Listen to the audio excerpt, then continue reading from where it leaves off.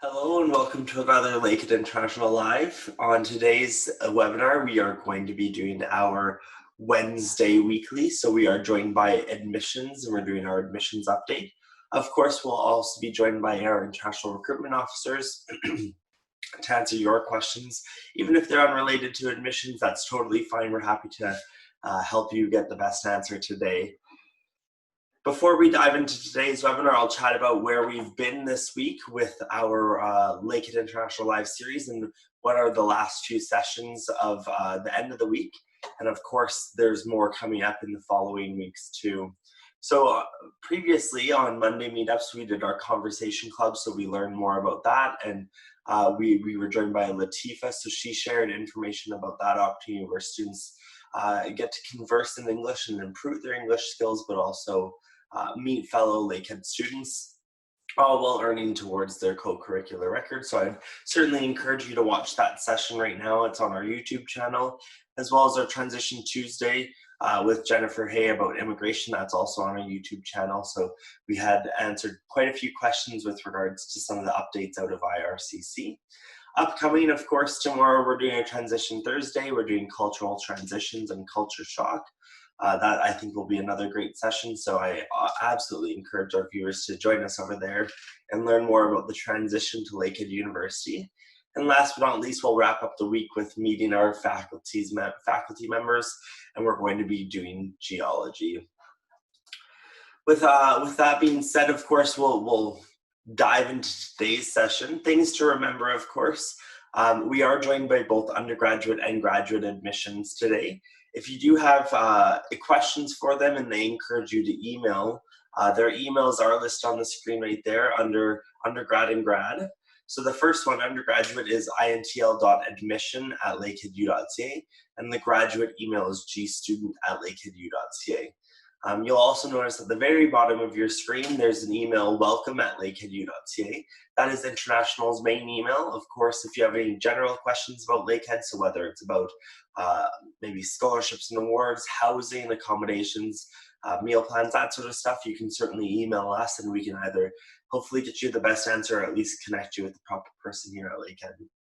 If you do have questions throughout today's session, I certainly encourage everyone joining us on our Zoom call to use the Q&A function. If you're joining us over on our Facebook live stream, you can comment on that video. And if you're watching this as a recording, you can still comment on the video and we'd be happy to answer those questions offline and as soon as we get that notification. Last but not least, I'd like to remind our viewers to stay connected with us. Follow us on our social media channels. We're on Facebook, Instagram, Twitter, YouTube, as well for those joining in China. We're on Weibo, WeChat, and Youku.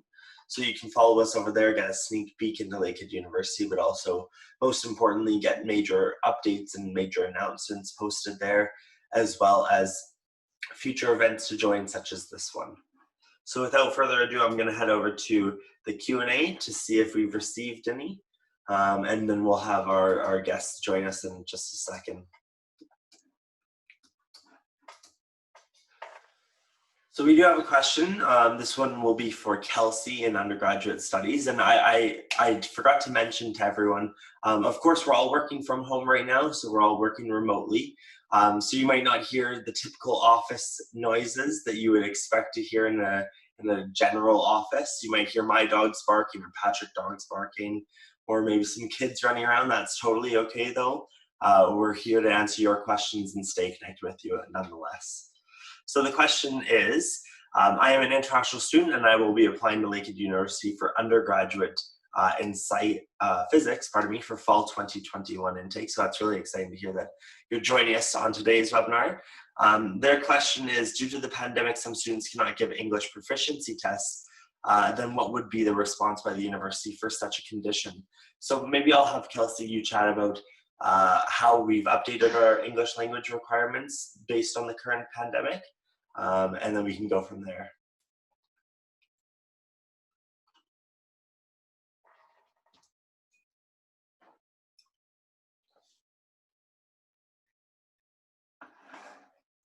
I think you might be frozen. Oh, I hear you now, Kelsey, sorry. Oh, I'm freezing too. Oh, interesting. Okay, I hope you can hear me. At this time, Lakehead is accepting the Duolingo test of English. So that's something that we are currently accepting for this cycle with a minimum score of 110 for most programs. But for, excuse me, fall 2021 intake, unfortunately, it's unclear if we'll still be accepting that Duolingo test of English for that intake. Um, what I would suggest is that you can wait before taking that test, and potentially the IELTS will be available or some of the other tests that were previously available, and you could potentially take that test. I would also recommend that you stay connected with Lakehead on our website and our updates on what tests we'll be accepting for the fall 2021 intake. That intakes will probably open in roughly October of this year. So I would wait until closer to when our applications open for fall 2021 to consider taking the language test, as I would hate for you to take the Duolingo and then we are unable to accept it at that time. For sure. Thank you so much, Kelsey. And I do apologize to our viewers. I know that my internet connection is unstable, as Zoom is reminding me frequently. So I do apologize if I'm freezing or cutting out. But we have our seasoned vet, Patrick, who's been on most of our webinars the last few months. So I know that he can take over if you do lose me at some point. Nonetheless, though, something also to reiterate, of course, is some of the traditional tests such as TOEFL or IELTS, the more popular, I might say. Though we hope to see that some of those centers and some of those test centers opening up over the coming months. Of course, every country is handling the pandemic differently, so that's something that you need to take into consideration. But with that being said, of course, being that we're still a full year and a few months out from the fall 2021 intake where you would need to provide that final English language proficiency test, I'm hoping that you'll have more clarity on what tests that you should be taking. So the next question we have will be for Charisse in graduate studies. It says, do we have to give GMAT for admissions in Masters in Management or MSc Marketing program? Good. Thank you for the question. Yes, I can say that the GMAT or the GRE is accepted for admission into the Master of Science in Management program. So in order to have the best success at being admitted, you would have a score of 500 for the GMAT, a minimum score, or a combined minimum score of 300 for the GRE. And if you have those already, you just would upload your unofficial document and the program would accept that, because we can frequently verify the GMAT online. Awesome. Thank you so much, Charisse. I think I may be frozen there. So the next question we have is, will the winter semester be online for graduate studies? Which is a great question. Right now, it's simply too early to say what online or what the winter semester will look like for program delivery and delivery method. Of course, we're still 6 months out from that, and we are going to be taking advice from the federal government as well as public health, the Health Canada, as well as our public health authorities in both Aurelia as well as Thunder Bay and the regions that we call home. So we will be waiting to make that announcement until closer to winter. Our hopes, of course, are to have you join us here in the winter and be in person. But we have not announced anything yet, and as far as I know, we won't be making that decision for quite some time still, because this is an ever-evolving situation, and we just want to make sure that we are making the best decision that's going to protect both our students as well as our faculty and staff. So we have another question. I deferred my semester to January 2021 from fall 2020. Should I apply my study permit now, or should I wait a few months? Is it recommended to apply early in these unusual circumstances for January 2021? I'd be happy to answer this.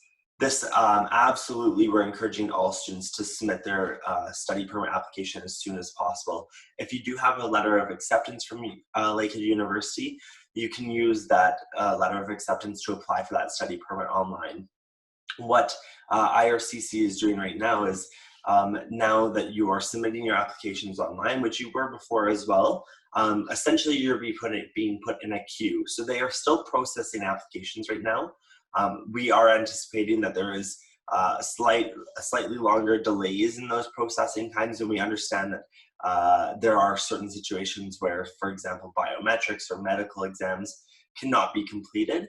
IRCC also understands that students are in that situation, and so they recently announced a two-stage approval process where in stage one you can get approval in principle for your study permit, and then stage two comes after you've submitted any remaining requirements as a part of the application for your study permit.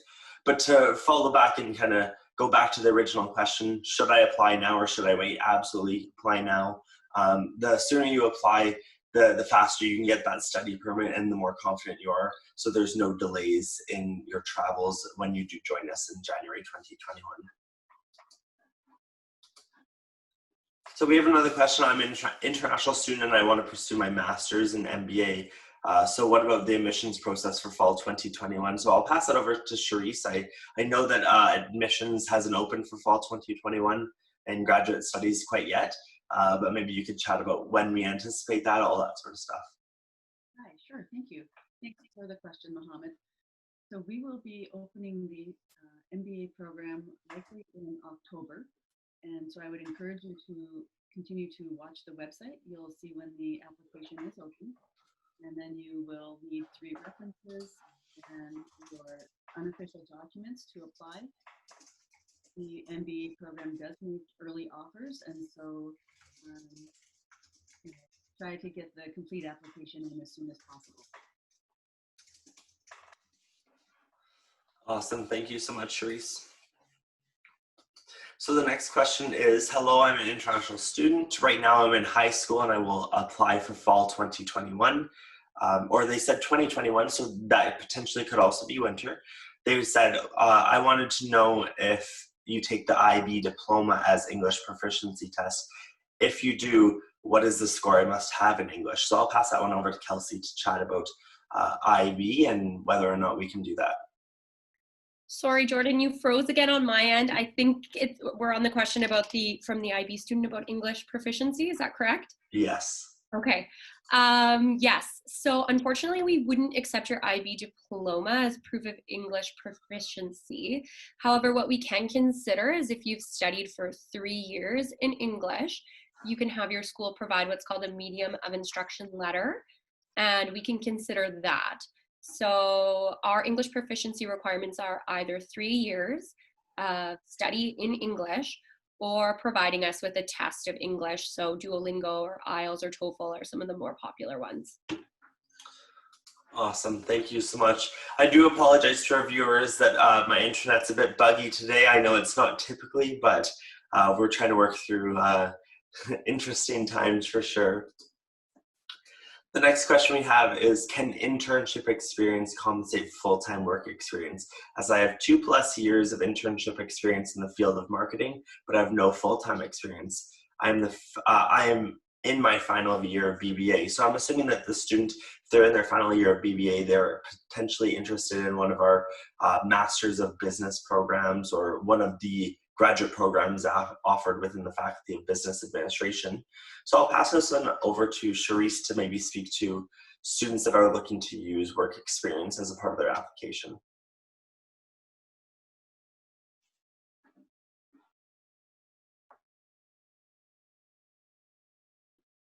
So I'm going to jump in and answer this question because, again, Jordan, you were frozen. So you're asking about the internship experience. The MBA or Master of Science in Management program will look at your resume because they will ask you to provide one. And they're going to look at your transcript, they'll look at your references, they'll look at your resume, and your GMAT or GRE score, as well as a statement of intent that you have to write. So I can't say whether or not it will compensate for full-time work. It's not necessary that you have full-time work, and so I think that would be up to the program to determine your overall fit for the program, depending on your particular credentials and experience. I will say that We do require a 4-year degree, and so if your BBA is only a 3-year degree, then that would not qualify you for admission into a graduate program. However, if you have a 3-year BBA, you can take, this is listed on our website as well, you can take 10 half courses at the 3rd and 4th year level of undergraduate studies at Lakehead and then apply to the MBA program. If you have more questions that are specific, please email us at gstudent@lakeheadu.ca and we will be happy to answer your particular questions. Awesome. Thanks for that answer, Charisse. I'm going to take over just for a few minutes here while Jordan takes a look into his internet connection. So our next question comes from a student, and they're asking, can someone share some sites where you can find some good off-campus houses? So Lakehead University, I'll start by saying this, strongly encourages students to consider on-campus residence, especially for new students. On-campus residence is safe, it's secure, it's got great supports and events and activities, and it is affordable as well and convenient. However, if for whatever reason you are looking at living on campus, or off campus rather, you can reach out to our International Student Services team. They can provide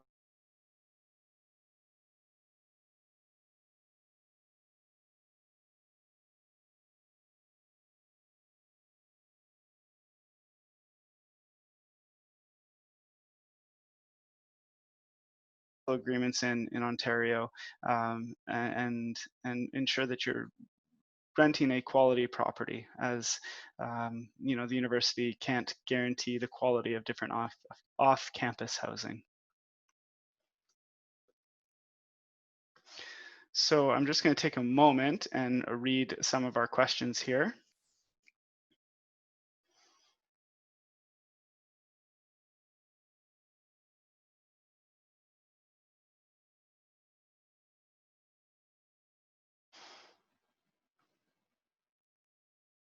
All right. So our next question comes from Youssef. Youssef is enrolled full-time in the MSc Management in Computer, or MSc Master of Sciences in Computer Science program. And he's decided to start courses in the 2020 semester online. He is concerned if the pandemic worsens and the winter semester is online as well, can he not take the winter semester, i.e. can he take a break from the winter semester, even though he took the fall semester online? So Charisse, I'll pass that question to you, as I think it's a great question. Okay, thank you for the question, Yusuf. So I think what you're asking is you're going to start in the fall online. If the program is still winter and that's not going to work for you, what you would do is you would apply for a leave of absence, and that must be done by November of 2020. So in your first semester, you would need to determine if you need a leave of absence for the winter term. That form is on our website, and that form gets submitted to the Faculty of Graduate Studies, and it will have to go to a subcommittee of Graduate Studies Council. And the subcommittee will review the request, and then they make a decision on whether or not it's approved. And so it's called a leave of absence. You would not pay fees on that semester. You do not have access to any Lakehead services whatsoever. It's a stop-the-clock process. It for various reasons, and you can read those on the form, which is on the Lakehead website. Awesome, thanks for that answer. Our next question comes in, and it's just a follow-up about applying for a visa or study permit and about which letter they should use. So the follow-up is they got their admissions letter for the fall intake, and they're wondering if they should use that letter to apply for their visa, or if they should wait to get an updated January acceptance letter.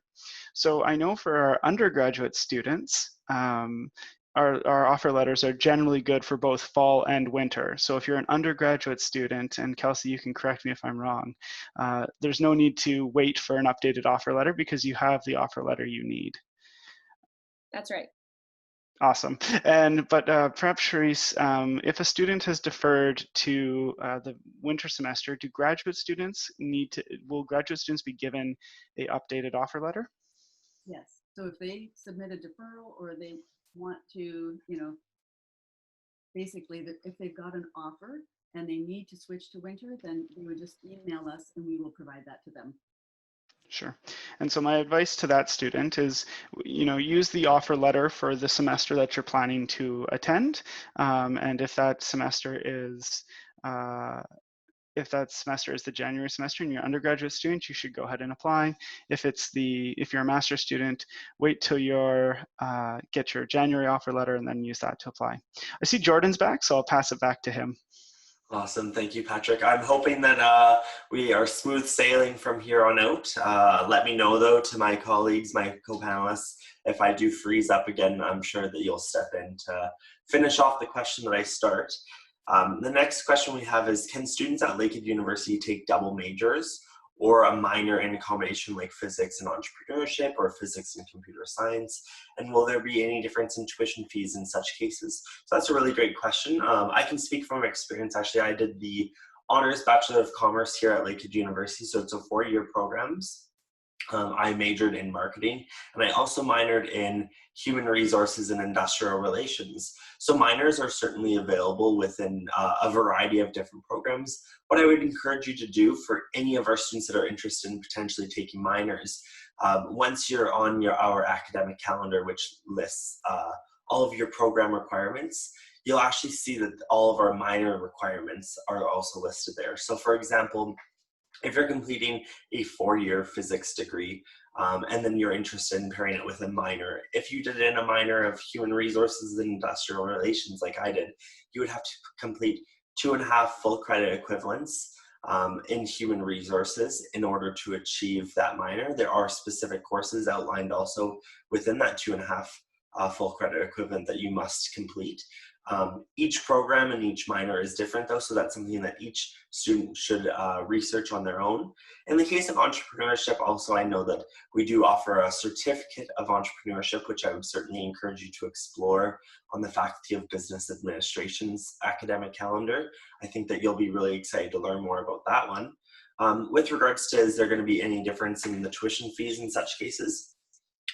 Provided that you're at a full-time course registration load, you will be charged the same amount of fees for your overall program. If you do overload in courses, there might be additional fees charged, or if you take courses that aren't necessarily that aren't a part of your degree and there's out of hobby in a sense, that also could reflect additional charges.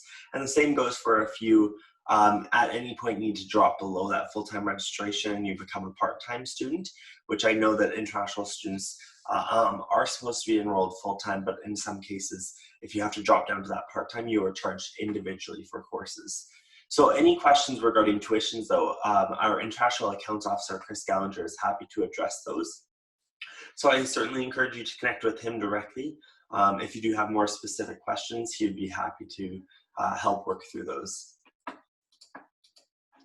The next question we have is a follow-up, I believe, from Mohammed. He asked about the MSc in management or MSc in marketing. He said, do we need work experience, any work experience? So Charisse, could you clarify, as a part of our application to the Master's of Science in Management, is work experience required? Hi, thank you. Mohammed, it's not required. We have people who do a 4-year honors degree at Lakehead and they will go straight into the Master of Science in Management program. So it is not a requirement.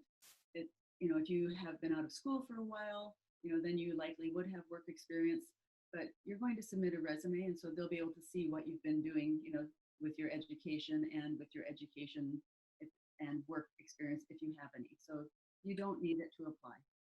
Fair enough. And I would be remiss not to mention that I actually have one of my best friends who graduated with me last April and moved directly into the Master's of Science in Management. And so she's been doing that for almost a full year now, and she'll be graduating in just a month or so here, and she's wrapping up those final courses. So Patrick, I know that you marked a question here about a study permit, so I'll pass it over to you. It's from Alan Crit. Yeah, thanks, Jordan. Just in terms of the question is, I've applied for a study permit. However, there's no news on the first stage of approval. What would be the next steps if my first stage of approval will not be available? Do I need to postpone my courses or defer them until winter? So there's a lot to unpack in this question. The first thing is in terms of no news, you can imagine that the Canadian governments around the world, the visa processing centers, are quite busy. There's a number of visas for students who all want to start this fall. So you generally do have to be patient with them. I know you can follow up with your local consular office or embassy depending on your location, and I would recommend you do that. Depending on whether or not your first stage of approval is available or not, and do you need to postpone, that's really a personal question. Since we are starting online, there's no need for you to have a study permit to start your courses online. However, I would encourage you to read the announcement by the Canadian government about how the two-stage approval works, because if you are starting without that first stage, you do run the risk of not getting approved. So it is a personal question. I would read the details on the announcement and see what your personal comfort letter is. And I would also follow up with your local consular office to see if you can get a status update. Awesome. Thank you so much, Patrick. So we have a really great question. I know that we've just recently clarified and announced this. So for all of our viewers that will be joining us this fall or potentially this winter, this goes for you. So the question is, if we are studying online from our home country, do we need to pay the UHIP fee for this fall? So for those of you that don't know, UHIP is the University Health Insurances Plan that students are automatically enrolled in, international students are automatically enrolled in. This covers some of your basic medical needs while you're here in Canada. For students that are in their home country though studying, that is outside of Canada, you are not required to pay this fee, provided that you do email our International Accounts Officer, Chris Gallinger, directly. Chris Gallinger's email, for those of you who would like to email him and let him know I don't need to pay this UHIP fee, I'll be studying in my home country this fall. His email is clgallin@lakeheadu.ca. I'll have one of my co-panelists put it in the Zoom chat as well. So that will happen in just a few moments here. If you are living in Ontario while you're taking your online courses, you will be required to have a UHIP. If you are living in Canada while taking online courses, but it's outside of Ontario, you're still required to have health insurance, pardon me. As a result, Lakehead will automatically enroll you and apply the fees for an insurance provider called GuardMe. This will provide you coverage in all of Canada, but it's specific to students that are studying outside of Ontario. I know that might be a very limited number of international students that are already here in Canada with us that might be staying in another province while they continue their fall studies. Nonetheless, though, if you have any questions, feel free to reach out to us or connect directly with Chris Gallinger, and he'd be happy to clarify in your situation whether or not UHIP fees apply. So Jordan, I just think the questions here. One of them is, what is the process for winter intake? So I'm assuming that you're referring to the process of admissions and applying. So winter applications are open for undergraduate studies, if I'm not mistaken. Kelsey can jump in and correct me if I'm wrong. And in the case of graduate studies, winter intake or winter applications will be opening in the coming month, I believe. Is that correct, Charisse? Awesome. So for that student, if you are looking to apply for winter, you can certainly look for that application, whether it's undergrad, it's already open, or grad, which is going to be opening in the next little while here. And then the process is the same. It doesn't necessarily change. We still evaluate your application fully with all of the required documents. Please take into consideration, though, with your winter application, what courses that are offered for winter intake. In some cases, we've provided deferrals where students who were going to be joining us in fall 2020, they were joining in certain programs, and now we've given them the opportunity to join that same program in winter. Those programs traditionally haven't offered a winter intake, and they're only eligible for students that were joining us in fall. So please take that into consideration. The next question we have is, what are the different courses available at Lakehead? Which courses is the most preferred in Canada right now? So that's a pretty loaded question, I'll say.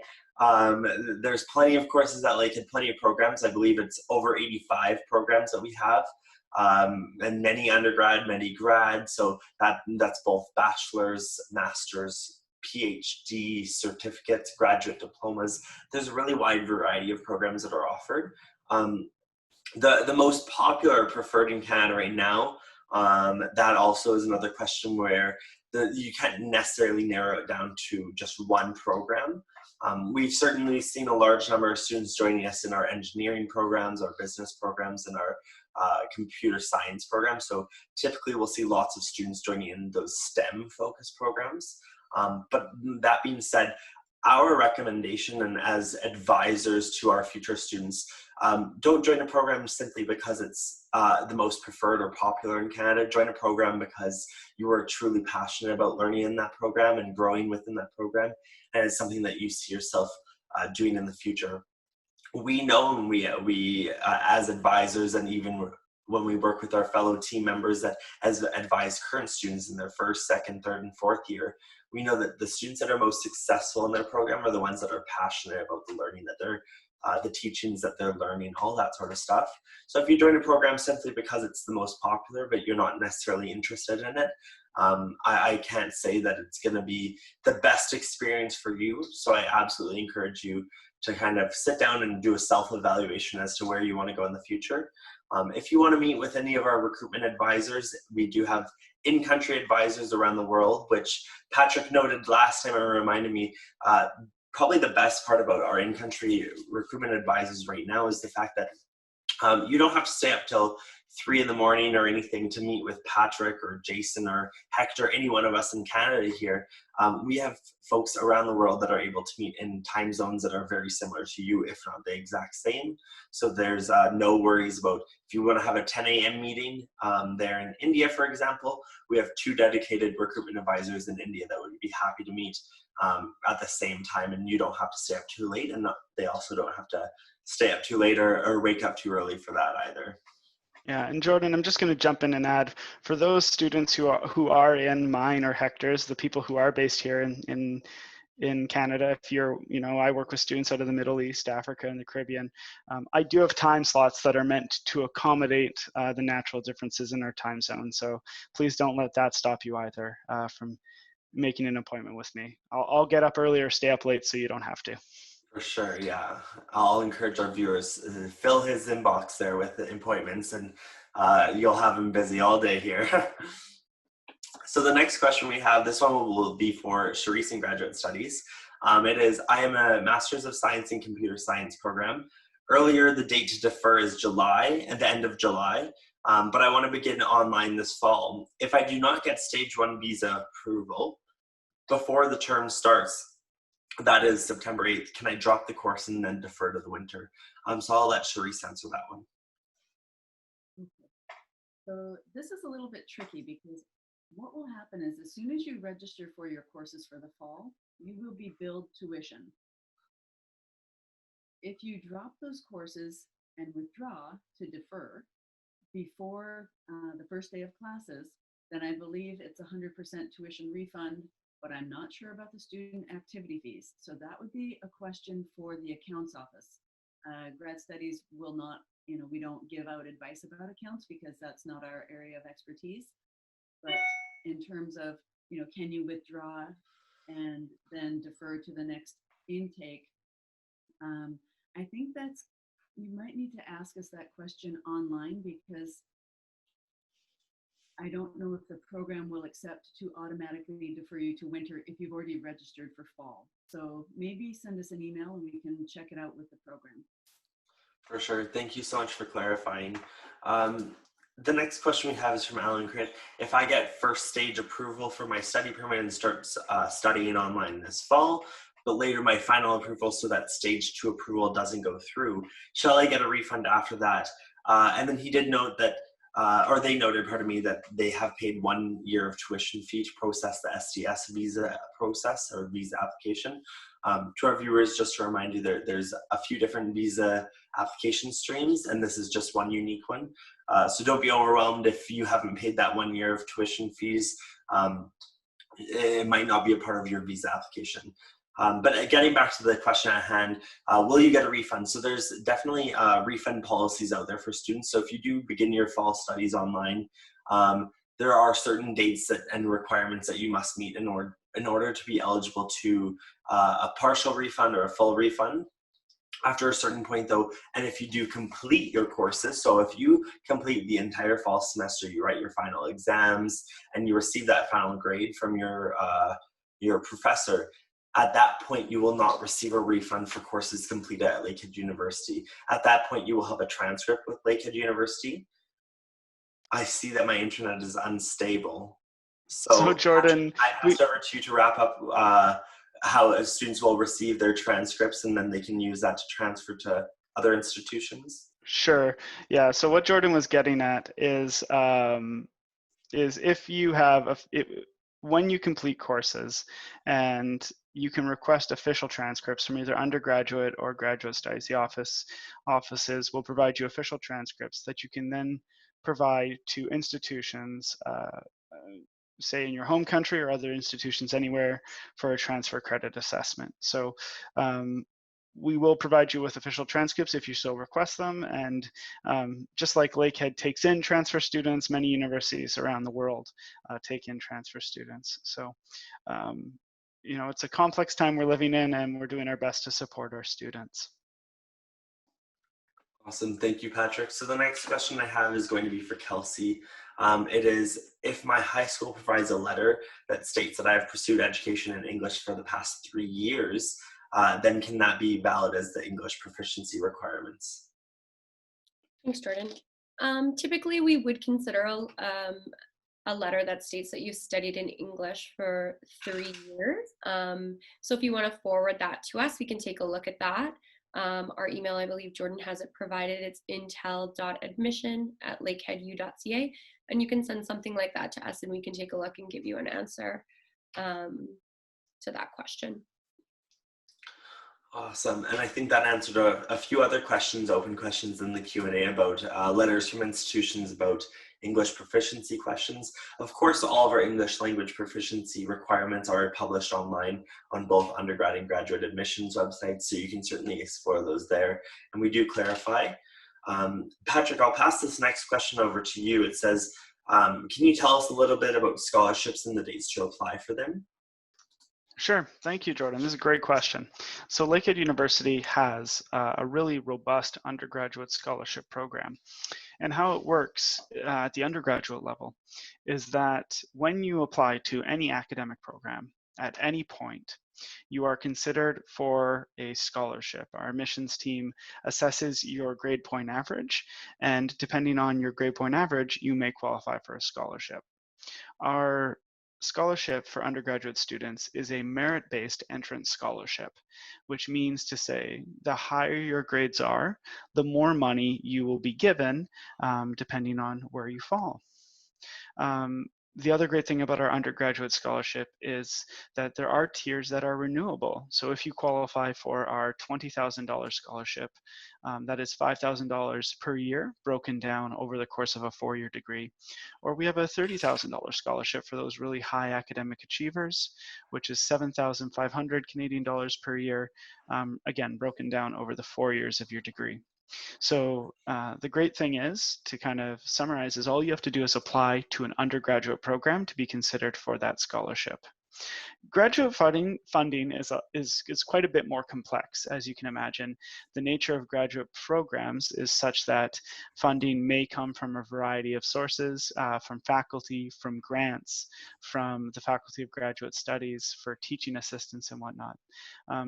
I think Charisse can elaborate on this, but if you qualify for funding as a graduate student, you are also notified on your acceptance letter. And that's a great thing because you know financially where you stand before you start your program. That's right. So generally any offer of funding would be in your offer letter at the same time. If you have specific questions about funding, you can email us at gstudent@lakeheadu.ca. And just put your ID number and funding in the subject line so we can direct it to the funding officer. Awesome, and I'm hoping my internet stays connected here. I know that we have roughly 15 minutes today left on today's webinar, and we have quite a few questions still to go through, so I'm going to try and do a power round here almost. So the first question I have will be for Charisse, or maybe Charisse, you could back me up on this one. The question is, I've applied for Masters of Science in Mechanical Engineering for fall 2020. In my course, what happens if I only register for fall instead of registering for both fall and winter? Should I be able to register later for winter 2021? So I know I can speak on a registration standpoint that we certainly encourage our students to register for both terms right off the bat. It ensures that then you can secure the classes that you want at the desired time slot, but also it helps Lakehead University plan and understand exactly what our enrollment numbers look like based on registration, so that we can properly then plan to see if we might need to open up more courses or more offerings of that same course if that does fill. Taking into consideration though, you can certainly still add to your winter registration after fall has begun. There is a deadline. It's going to be in the mid to late January. It's going to be the final day to add winter courses. At that point, then you will not be able to add additional courses or begin late on any of those courses. So if you do have questions, or if you're confused about what you need to take in the winter, I absolutely encourage you to meet with one of your advisors in mechanical engineering or graduate studies. I'm not sure if it's the chair or graduate studies that advises. Maybe I'll let Charisse address that part of it. Sure. Thanks, Jordan. So everything Jordan said is 100% correct. For advising what courses you should take, you would email your graduate coordinator about that. So graduate studies doesn't advise on which courses you need. That would be up to the graduate coordinator of the program. Now, to echo what Jordan said, I would definitely try to register for the winter courses when you register for fall. You don't have to, but it just, you're not going to be able to prove that you're a full-time student for fall winter if you haven't registered for the winter courses. And something that from my personal experience, what I would recommend is, I know it can be overwhelming to think that far in advance what courses you might be taking in the winter semester. I would still encourage register for the required courses, register for the courses that at this moment in time that you think you're interested in. There's still flexibility, as I said, to change that registration over the coming months. Keeping in mind though, courses do fill at some point. And if they're simply electives and they're not a program requirement, there might not be any flexibility that ties into capacity of those courses. And that does segue really nicely into my next Q&A that I'm going to address. It says, why in some courses like wireless communication, there are limited seats having lots of grad students? So that's a really great question. In some courses, in most of our courses, if not all of them, we do have a capacity limit for all of them. Of course, on campus, the capacity was tied either directly to the requirements of the course itself or the physical location or the classroom environment. So we can't have too large of classrooms. It also speaks to Lakehead University's commitment to offer classrooms that are smaller and more intimate so that you have a more personalized experience with your professors and your peers. Of course, now that we are in an online method of delivery, if you can dream, technically course sizes or capacities don't necessarily need to be limited in all cases, but it is something that Lakehead University is reviewing individually with professors, faculty members, and some of our top educators to understand exactly in an online mode what capacity limits should we still be setting so we can guarantee that students are getting a great experience that we could still offer in person, but in that virtual reality. So in this case, we do have limits set on some of those courses, and those limits are quite clear. Of course, there are options for wait list, which means that you could still register for the course, and if anyone was to drop that course and you are maybe the first in line on that wait list, you'll automatically then be enrolled in there, which is a positive note, of course. The next question I have is for Charisse. It says, hello, can I change my course route to thesis route after getting admitted into the master's program? Thank you. Hi, that's a good question. So if you have somebody willing to supervise you, then we would need the program to okay that. And so then what would happen is we would have, if you're already eligible to register in the course route program, then we would need to provide you with a new offer letter. The other thing that can happen is, if you don't have a supervisor yet lined up, you can wait and start your classes. And then, anytime in the fall, once you secure a supervisor, you can put in a request for program change form, and the program approves it. And it's simply, if they approve it, it simply gets changed in your official record by enrollment services.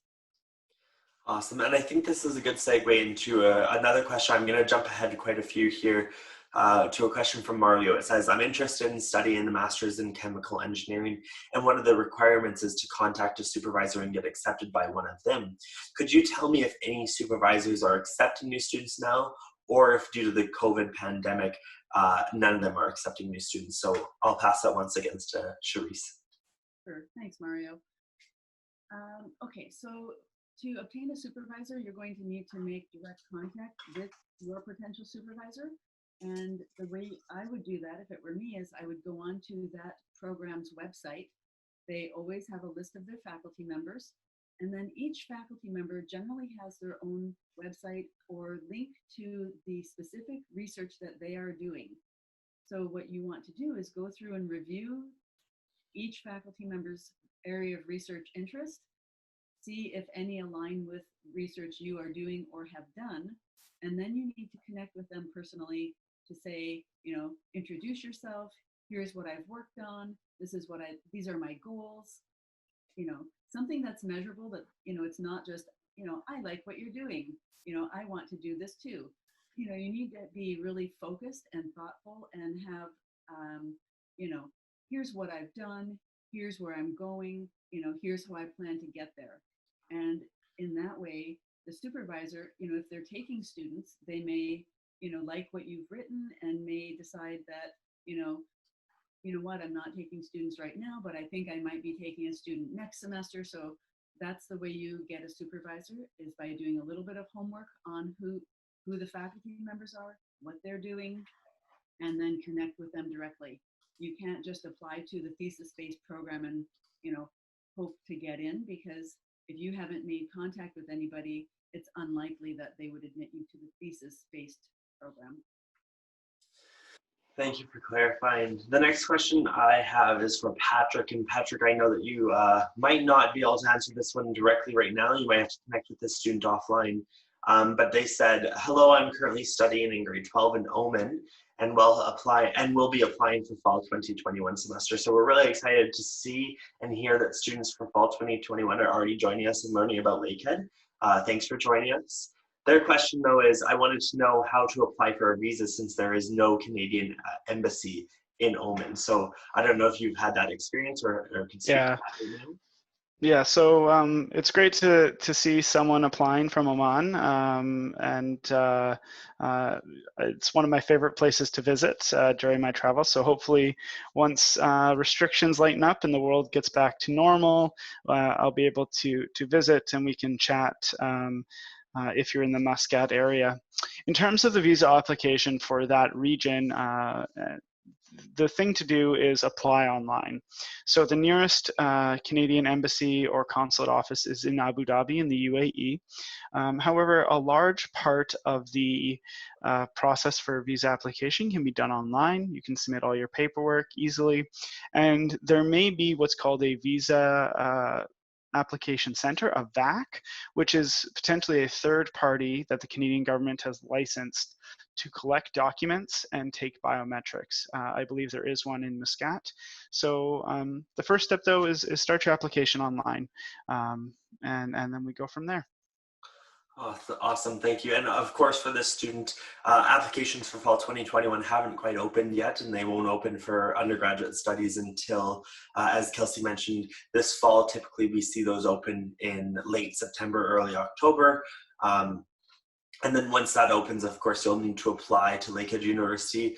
Once you do receive a letter of acceptance from Lakehead University, at that point, with that letter, you can then apply for that study permit. And at that point, of course, as Patrick mentioned, hopefully he'll be able to be back in country and traveling and meeting our students in person. We always appreciate that interaction we get. If that reality can't happen, though, of course, we've committed to being accessible.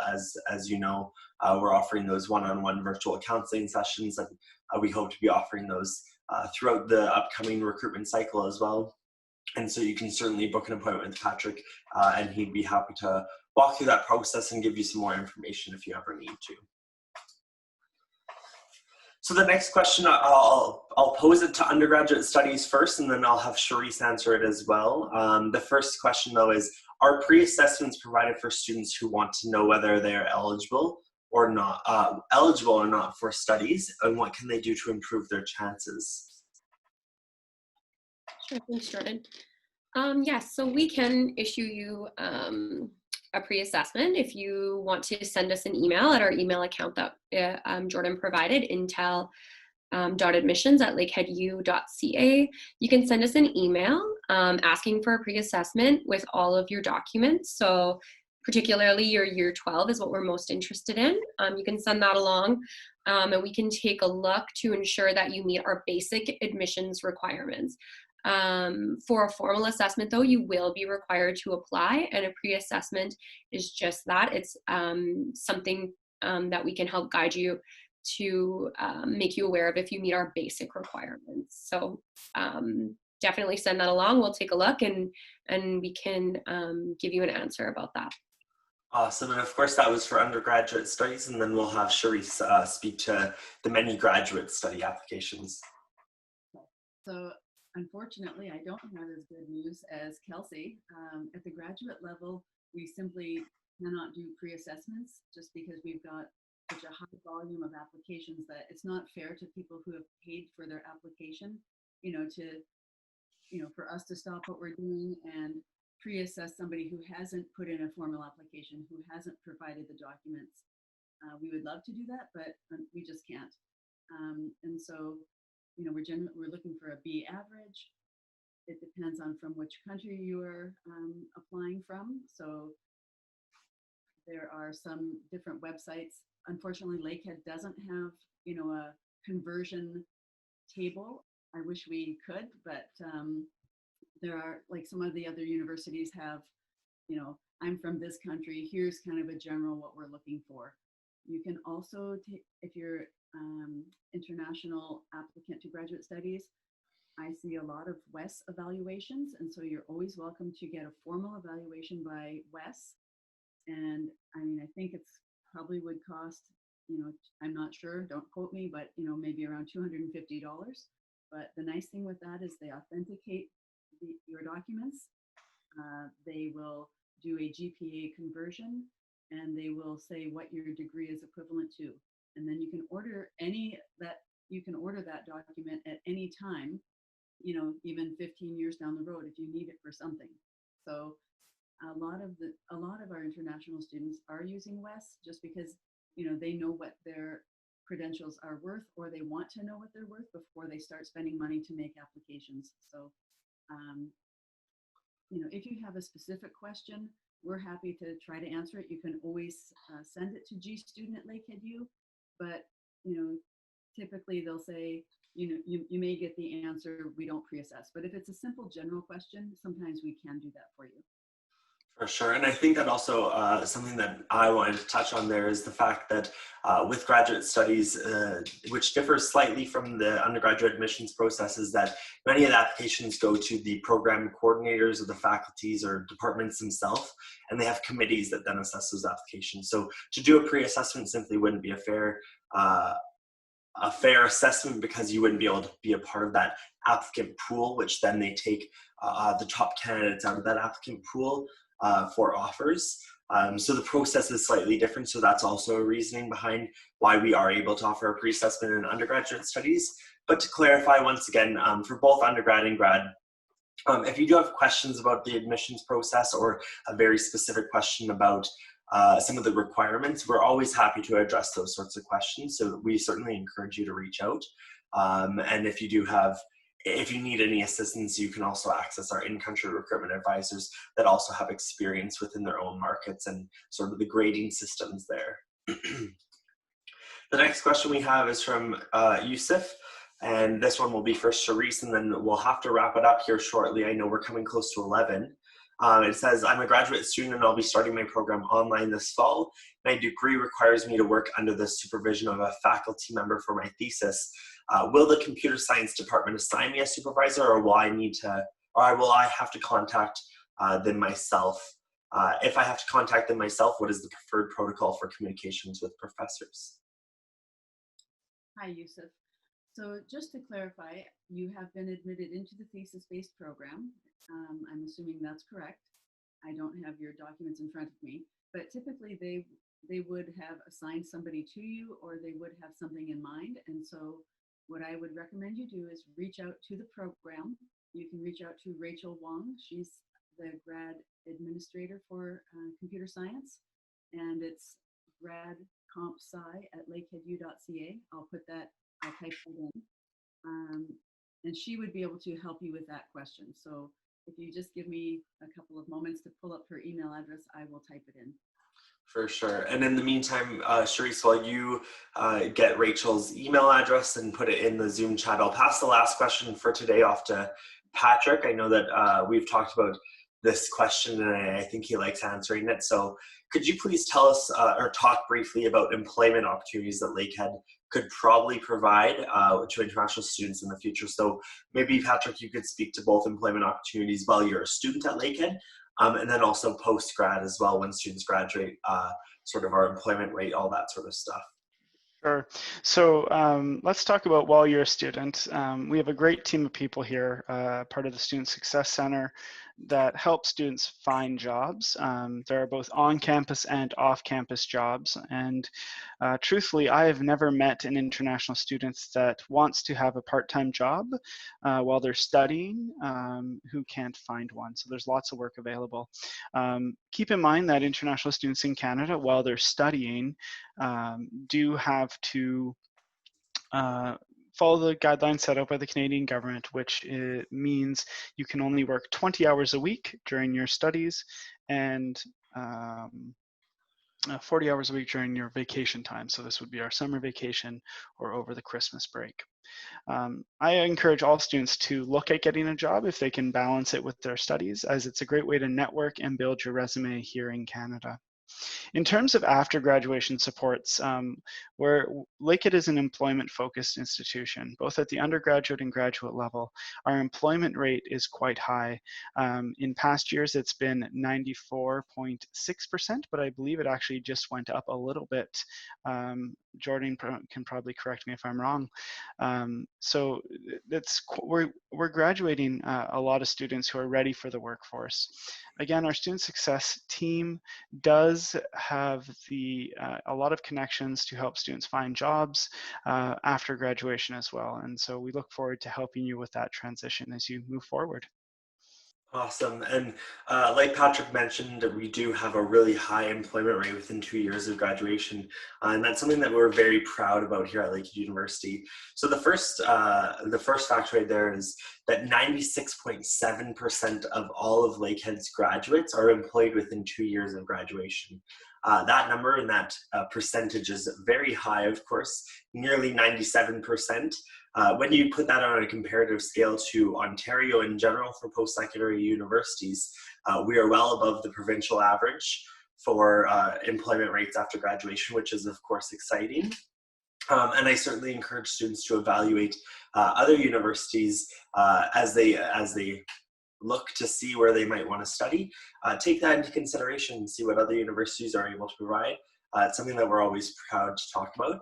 And of course, some of our rankings there within the university and some of the things we're recognized, such as being the #1 undergraduate research university in Canada for undergraduate studies. We've had that designation for over 5 years now, so we're always excited to receive that designation, and it speaks to the research opportunities that we're able to provide. So that does bring us to the end of the webinar. I know Charisse and Kelsey are behind the scenes still answering a few questions by typing the answer. In the meantime, though, I would be happy to chat about our social medias just a bit. So I do encourage everyone to follow us on our Facebook, our Instagram, Twitter, YouTube. We're also on Weibo, WeChat, and Youku in China.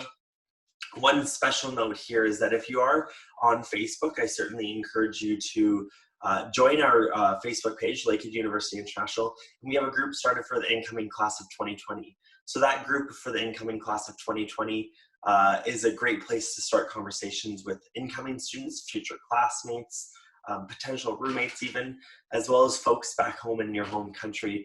Great conversations are happening over there, so I always like to see that. And last but not least, I see that my internet connection might be unstable. I do apologize. I always encourage our viewers to take a virtual campus tour. lakeheadu.ca/tours will get you there, and you can explore both Aurelia and Thunder Bay. You can check out the buildings, facilities, surrounding environments, all that sort of stuff.